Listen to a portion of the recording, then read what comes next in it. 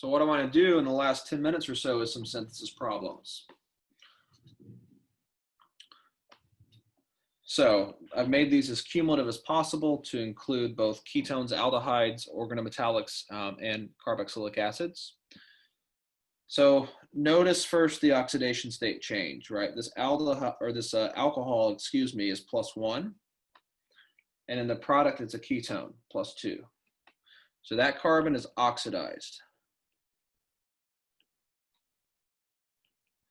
The aryl bromide carbon-bromine bond is now turned into a carbon-carbon bond. Okay.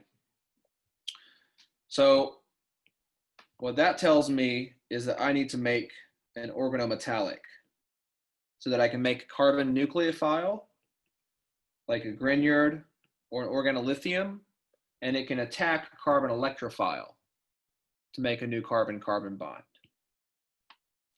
Now, it's often easiest to try to do a couple reactions in the forward direction, think retrosynthetically as well, and then meet somewhere in the middle, okay? It's hard to see it through all the way, one way or the other, but we know there's only one way to make acyl chlorides, okay? It's from a carboxylic acid.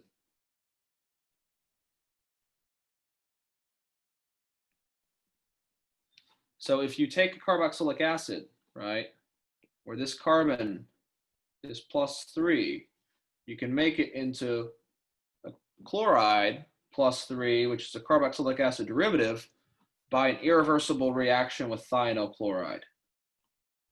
Okay, there are some other reagents that work, but in synthesis, you can always rely on that one. Okay, if you're taking 202 at Duke, then you may have seen a couple of the other reagents, but at UNC, you'll just need to know SOCl2. PCl5 also works, or COCl2. Those are some similar reactions. They all make the acyl chloride from the carboxylic acid. So we can always work back to that carboxylic acid if we have any derivative of a carboxylic acid. Think back to it as the intermediate. And as I said, we need to turn this carbon-bromine bond into a carbon-carbon bond. So I need to make an organometallic. But if I make an organometallic, it's going to be quenched because you have an acidic proton, which cannot be in the same compound as a strong base. So I first need to protect a functional group. To prevent this from reacting, it needs to be protected. And the only protecting group you guys have learned is how to protect a ketone or aldehyde. Okay, is a ketal or acetal. So first we need to oxidize it with PCC. Now that it's a ketone, you can add any alcohol in excess. Commonly we'll use this diol with a strong acid, and that will give you the protected ketal.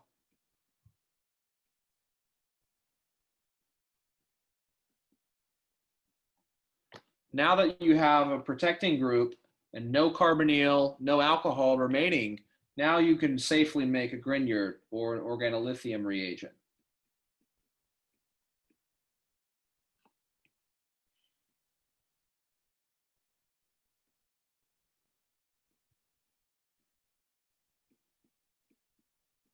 And this ketal, right, is a protecting group because it is stable in basic solution.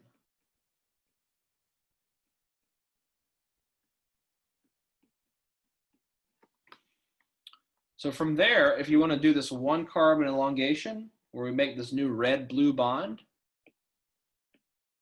the best way to do that is to add that blue carbon as a carbon that's originally in the +4 oxidation state. Carbon dioxide is a great way to elongate your chain by one carbon and produce a carboxylic acid. Because when this Grignard attacks carbon dioxide, it's going to break one of the 4 CO bonds and take it down from +4 to +3. So watch out for that trick. That's a really useful one carbon elongation agent. Okay, after you attack carbon dioxide, it will make an anion here, which you will protonate to get the neutral acid. And also adding acid and water, if you add enough, I'll just say excess, then it's going to reverse the ketal back to the ketone, just like we did on the previous page. So excess water, excess acid will reverse protecting groups and quench the carboxylate. From there, you add SOCl2 and it gives you the product. All right, let's do another one. And then I'll put up the solution for the final one. You guys can try to figure that out before I send you the answer key. Once again, let's look at oxidation state first. This ketone goes from +2 down to +1. Or I need to reduce that carbon. Right, there's now a hydrogen there. So I need to use sodium borohydride or lithium aluminum hydride for that reduction.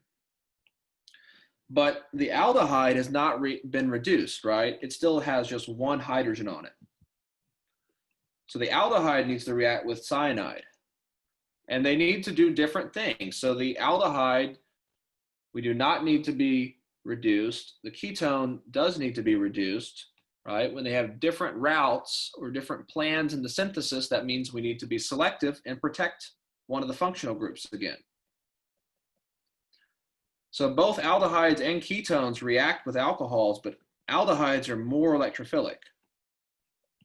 Or if you add one equivalent of this diol, it will react fastest at the aldehyde to form an acetal.